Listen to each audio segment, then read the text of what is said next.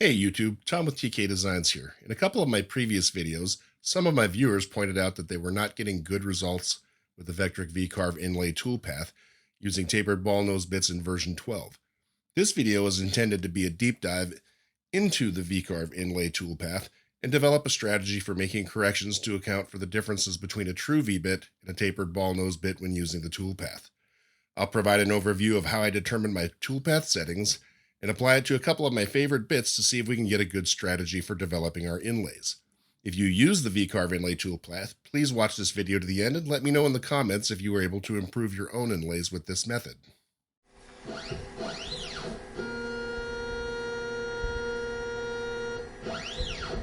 Okay, so let's start with our traditional components of a V-Carve inlay. We have our pocket and we have our plug. And our parameters for that, for our pocket, is our start depth and our flat depth. And on our plug, we also have a start depth and a flat depth. Once our inlay is cut, we're looking at pocket with the plug inserted. The distance between the bottom of the pocket and the top of the insert is the glue gap. And the distance from the top of the workpiece to the bottom of the plug is what we will call the saw or the surface gap for the purpose of this video. So some things you need to consider are definitions of these toolpaths or how we would set these. Pocket start depth is the top of the workpiece, usually set to 0. Your flat depth for the pocket is the bottom of your glue gap. Your plug or inlay start depth determines what your V-bit considers, and in the G code, what it considers to be Z0 depth. So your V-bit's going to plunge to this depth and then step down to the inlay or plug flat depth. That should always be smaller than the pocket flat depth. Something to remember there. For your plug or inlay flat depth, that creates the top of your glue gap. So you remember when the plug's inverted, once it's inserted into the pocket, this creates your saw gap between the pocket and the plug. It must be more than or equal to your plug or inlay start depth. So the way I determine mine or my settings is I always zero on the top of the workpiece. I set my pocket flat depth to 6 millimeters, so that gives me enough depth to make a sturdy inlay, because I make a lot of end grain cutting boards, and we want the inlays to be able to withstand the test of time and knives and such, so forth. For our plug or inlay start depth, I set that to 5.5 millimeters. That's to ensure that the inlay is able to seat into the pocket and it's not too loose or too tight. Our plug inlay flat depth, I always set to 1.5 millimeters. This gives me about a 1 millimeter saw gap. You combine the 5.5 millimeters of the start depth and the flat depth of 1.5, add those together, it equals 7. 7 minus 6 is 1, so that's my saw gap of about 1 millimeter. Again, you look here. Oh, let me go back that slide. So pocket depth or your glue gap, you can determine from the pocket flat depth minus the plug flat depth. That equals your glue gap. So in my case, 6 minus 5.5 equals 0.5 millimeters for my glue gap. That's going to play a factor in how we determine our depths when we talk about the V-Carve Inlay Toolpath a little bit later in the video. Okay, so something I want you to remember, the numbers that I gave in that previous slide are going to differ from bit to bit and maybe different between face grain and end grain inlays. You're going to have to determine what works best for you. In order to do that, I'll show you a couple of things that I do. Some rules I want you to remember: if your inlay is too loose, increase your inlay plug start depth and decrease the plug or inlay flat depth. The two numbers should equal your pocket flat depth plus the saw gap. So in my case, I use 6 for the flat depth and 1 for the saw gap. If your inlay is too tight, decrease the inlay or plug start depth and increase the plug or inlay flat depth. Again, these numbers should be equal to your pocket flat depth plus the saw gap. In my case, 6 for a flat depth and 1 for a saw gap.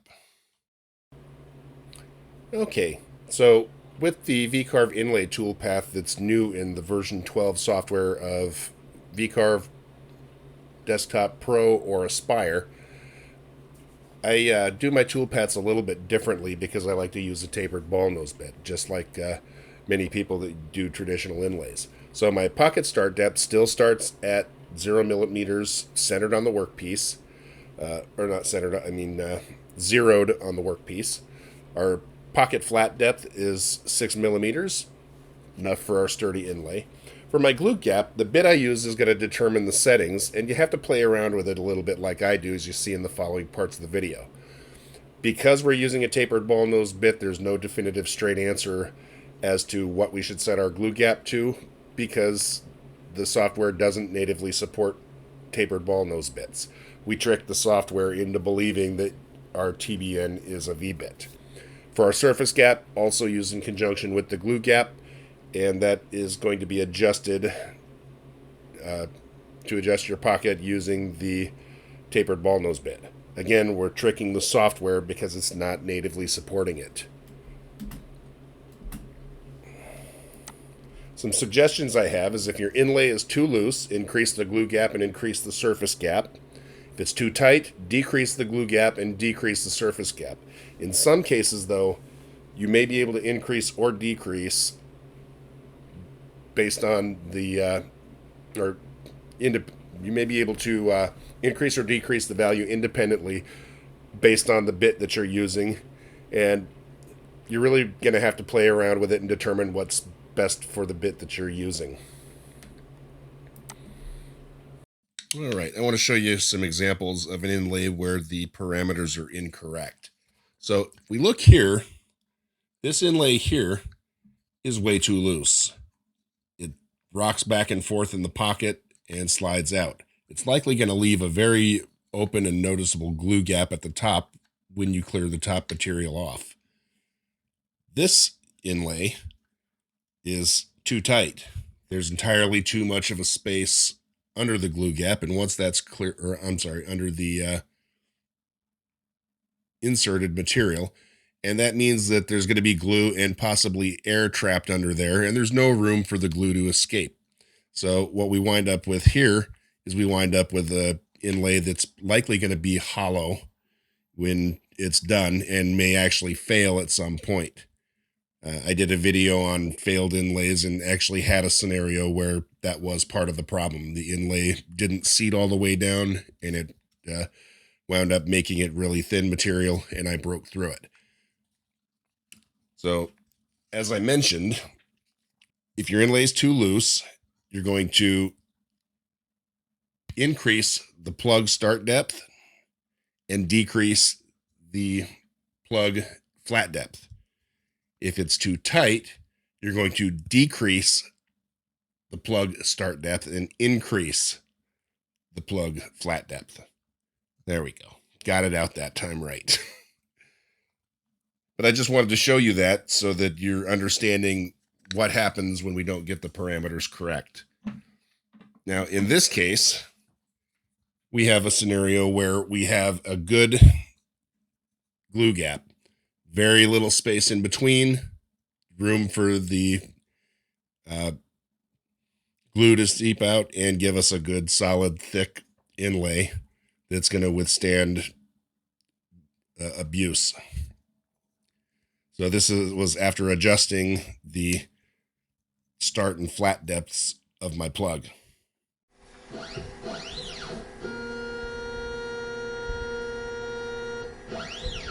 Okay, so earlier in the video, I was talking about parameters for V-Carve Inlay Toolpaths, or V-Carve Toolpaths. Let's look at the V-Carve Inlay Toolpaths and how they're a little bit different in how they're configured. First of all, I made a project that's about 80 millimeters on the x-axis and 60 millimeters on the y-axis, so we can make little small inlays.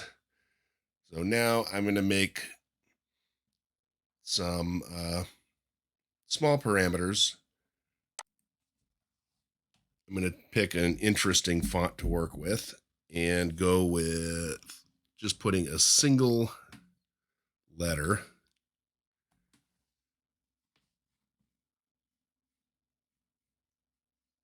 Make it 20 millimeters in height. And then we'll center it on the material by pressing F9. All right. All right, so with the font I chose there, that is the letter D. So I don't really think I want to keep that centered because we're going to put the inlay and the plug on the same side. So we'll move that over a little bit, and then we'll go ahead and create our toolpath. Now, in a traditional V-Carve or V-Carve toolpath, I would use parameters of a start depth of 0 and 6 for the pocket. And for the plug, I would have a start depth of 5.5 and 1.5. That would give me about a 1 millimeter surface or saw gap, and would give me about 0.5 millimeter as a glue gap. So using 6 and 0.5 and my tapered ball nose bit configured as a V bit, we're going to go ahead and see if we can't create a good V-carve inlay with proper depths. We'll do this and then go cut it out, and I'll show you how it's nearly bottoming out. I'm going to make it on the same page or same sheet, and I'm going to use a 5 millimeter offset. So I'm going to call this D inlay, and we're going to give it the glue gap and the surface gap. So I'm going to call it 0.5 and 1.5. We'll go ahead and calculate that out.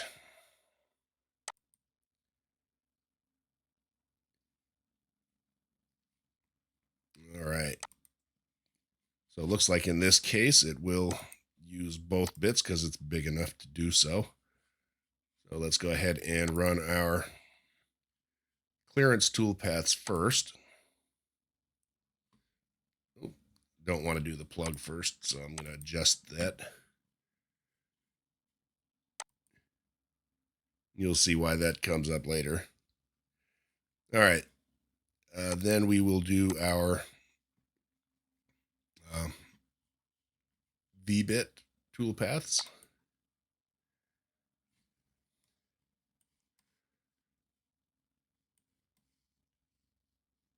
Looking at that, that looks like that's going to give us some problems.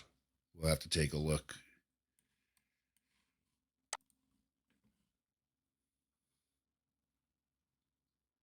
We'll run that path, and that should be our V-bit path. And we'll go ahead and export those.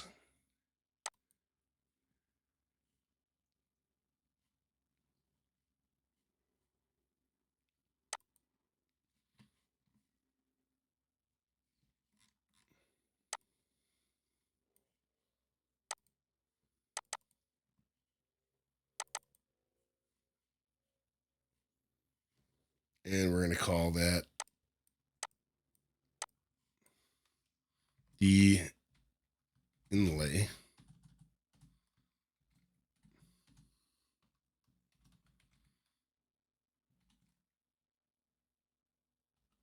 (0.5_1.5 test. And we'll go down and cut that out on the CNC.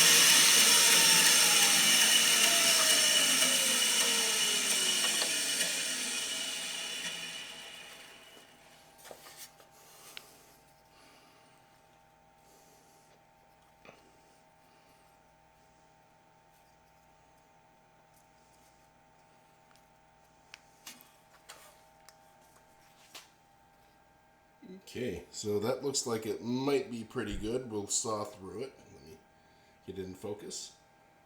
Very little gap at the top. It's not wiggly at all.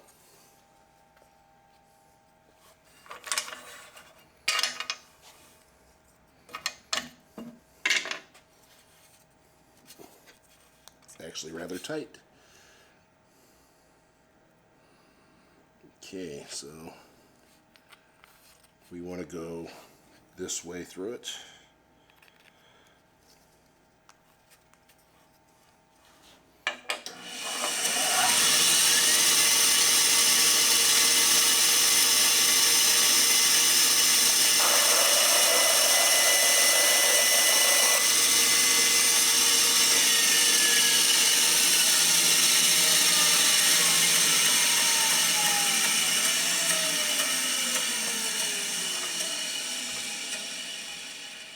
Okay, so we see when we look up real close, I got a nice tight fit. There's a very small gap in the bottom.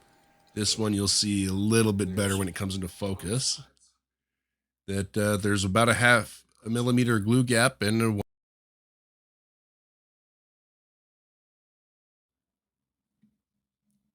okay, something I wanted to show everyone here with this inlay toolpath, because it doesn't show it quite clearly enough when you actually create the glue gap and the saw gap. But let's look at our inlay pocket first.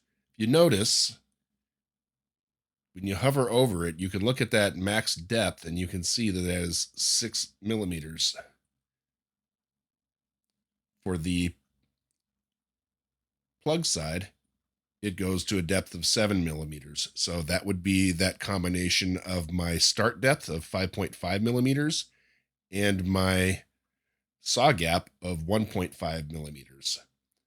So that's why my inlay looks like it has a pretty good cut. I'm going to play around with some of these figures again so we can see it better.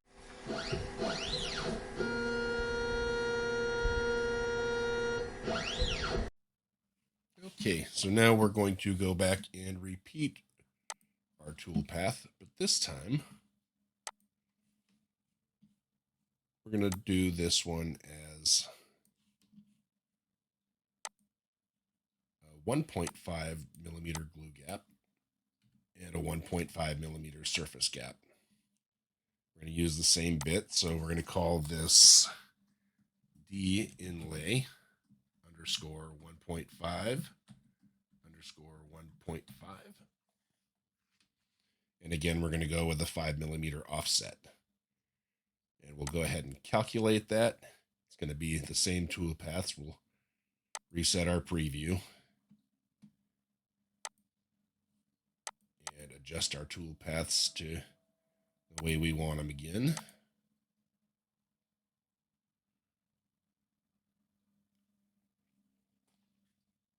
And we look at it.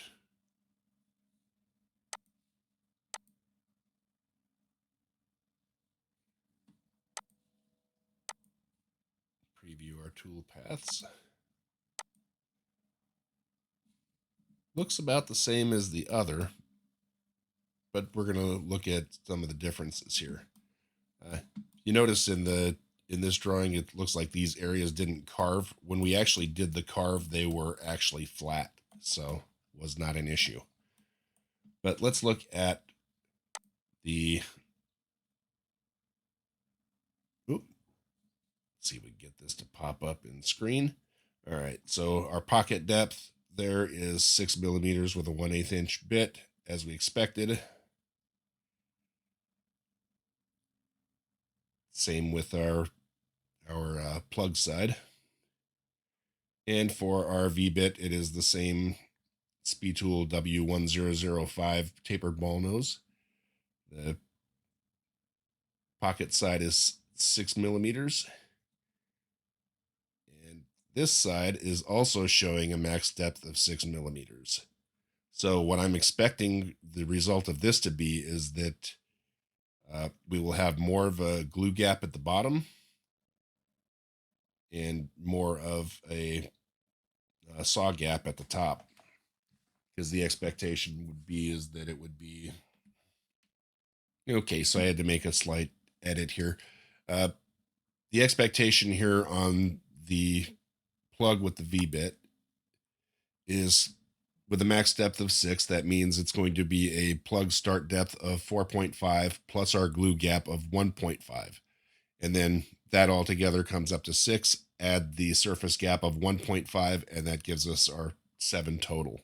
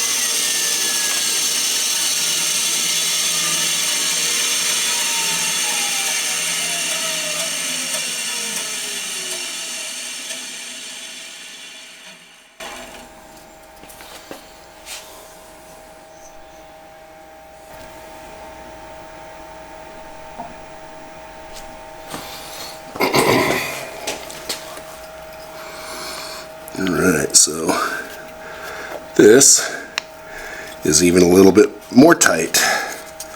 I push it in good, and we'll cut across the grain, cut across the middle of the inlay again and see what we got.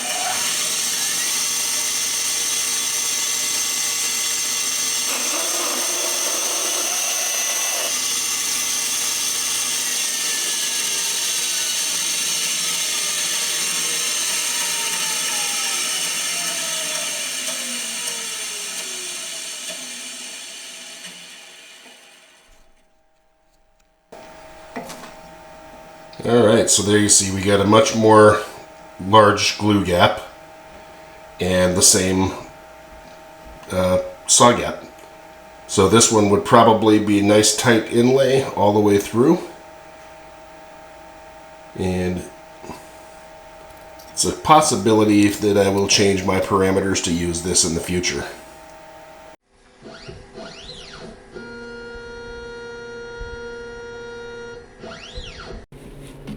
Alright, we are going to go ahead and shift gears here and use a different V-bit in order to try to run our parameters again. So I'm going to start by deleting all of the old toolpaths.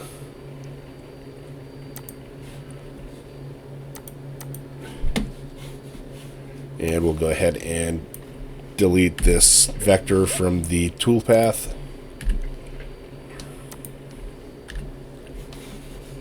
Switch over to 2D view here.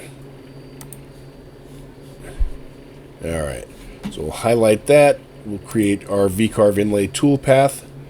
We're going to go with the 6mm pocket depth and a glue gap of 0.5 and a surface gap of 1.5.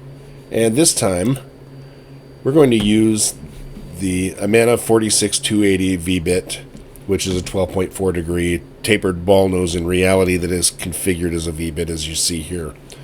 We set our pass depth to the full depth, and I can run at 1600 or 16,000 RPM, 50 inches per minute for feed, and 25 for a plunge.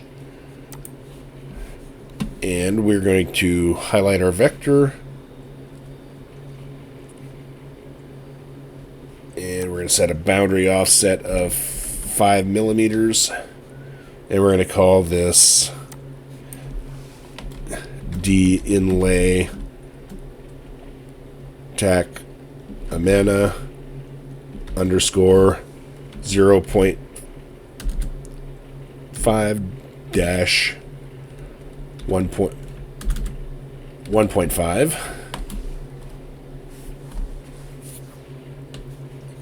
And we will go ahead and calculate that out. That I miscalculated that, so let me go back and recalculate that. What I did is I forgot to delete those.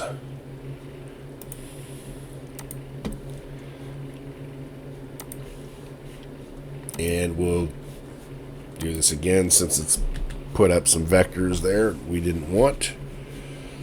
Alright. Back to our 2D view, highlight our vector, and going to go with a vector offset and the boundary of 5mm.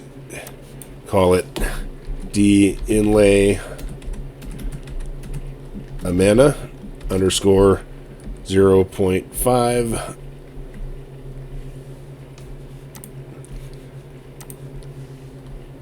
underscore 1.5, and we will go ahead and calculate that. Now, let's highlight our vector first, and our little error message saying our 1/8 inch bit might not clear out everything. That's fine.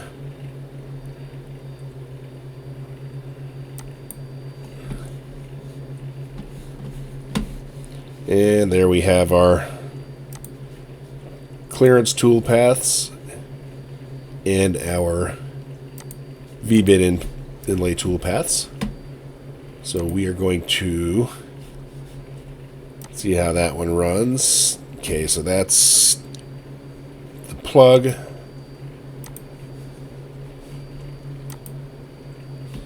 This one is an empty tool path, so we'll just delete that so that it doesn't try to run it. And then we should have our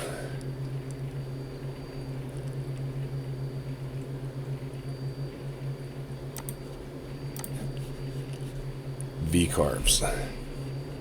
So do our V-carve and then our plug. Take a look at how it looks, and it looks like it's going to be pretty clean. And we will go ahead and close that out and save it.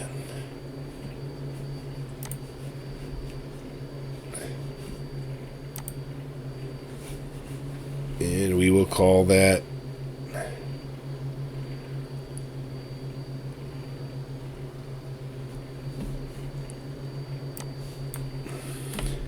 the inlay Amana underscore 0.5 underscore 1.5.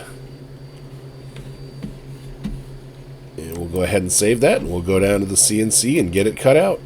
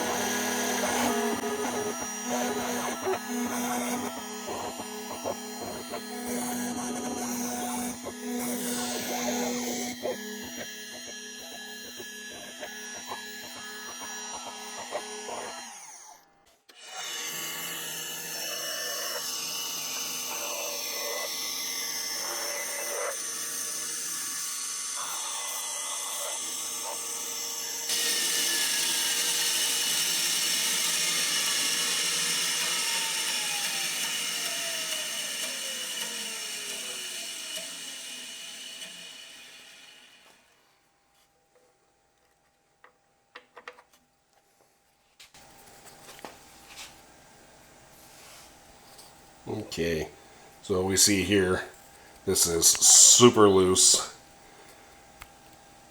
Inlay falls right out, so this is not the correct parameters.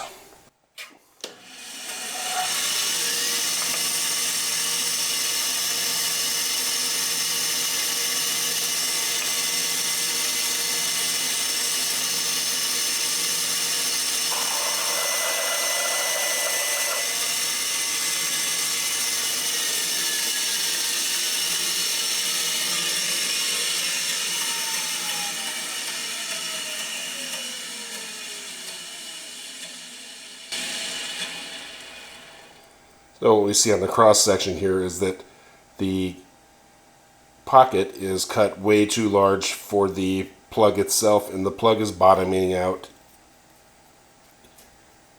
inside. There's too much play. So this would turn out being a failed inlay.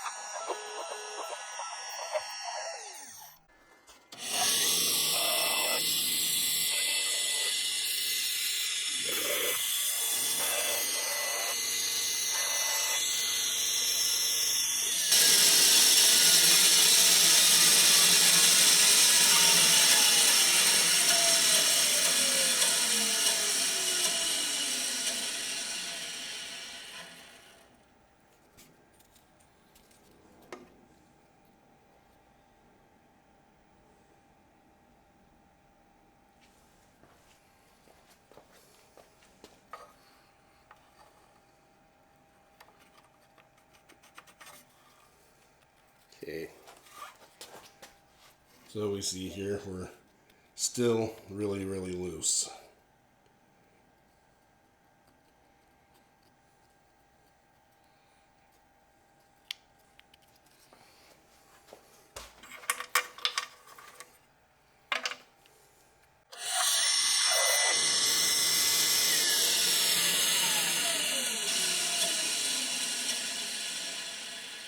On this plug, we're still very loose side to side, and we are still bottoming out.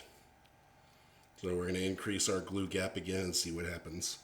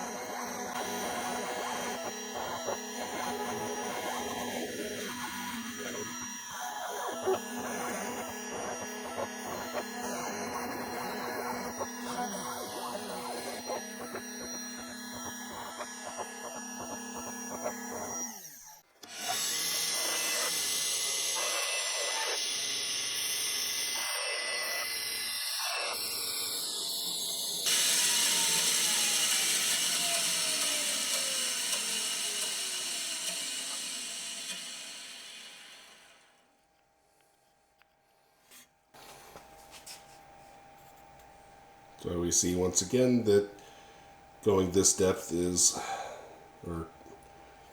still loose, falls right out. So saw it in half and see what we get.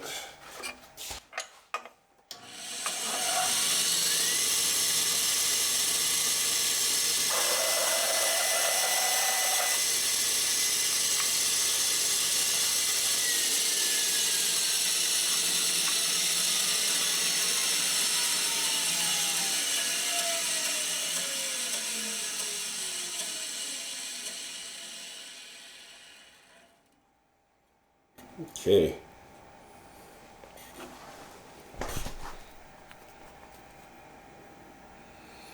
So now we see we've got a significant glue gap, but we seem to be bottoming out. So I think our next strategy is going to be to increase the saw gap and decrease our glue gap a little bit.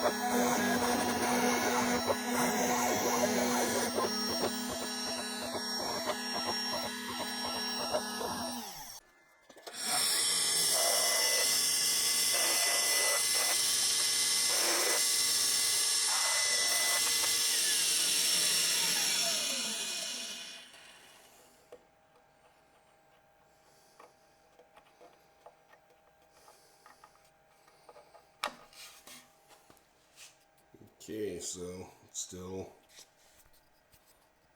Still a bit loose, but it is getting tighter.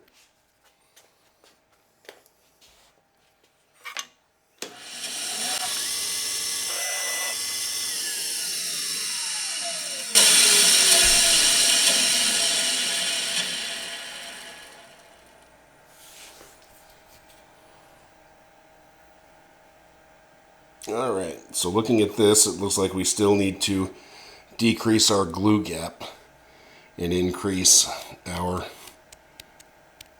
top gap. This is actually still quite loose.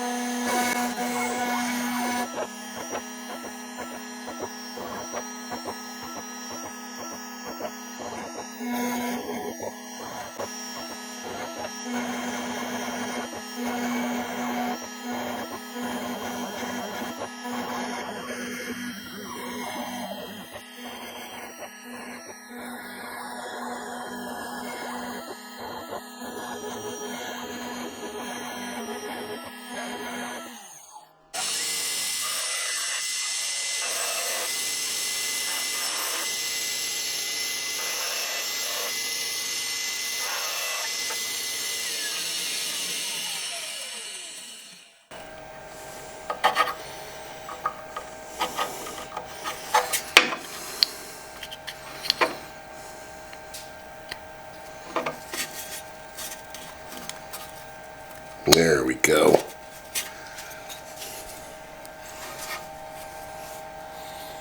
This is tight. No movement at all.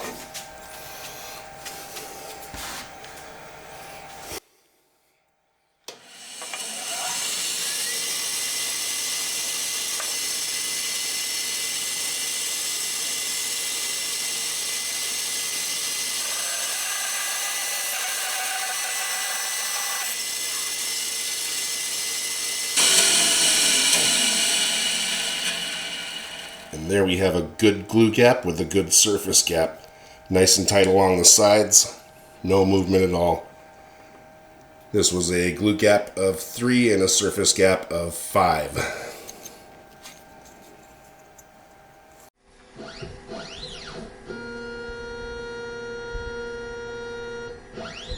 As I've shown, using tapered ball nose bits with the new V-Carve Inlay Toolpath can be done, but it requires a lot of practice to come up with your parameters. If you want to do intricate inlays, I cannot currently support the V-Carve Inlay Toolpath with tapered ball nose bits. I recommend instead that you use traditional inlay toolpaths where the differences in the tapered ball nose bits can be accounted for in the software. Let me know your thoughts in the comments. If you enjoyed the video, please like and subscribe. Until the next time, here's some other videos that I think you'll enjoy.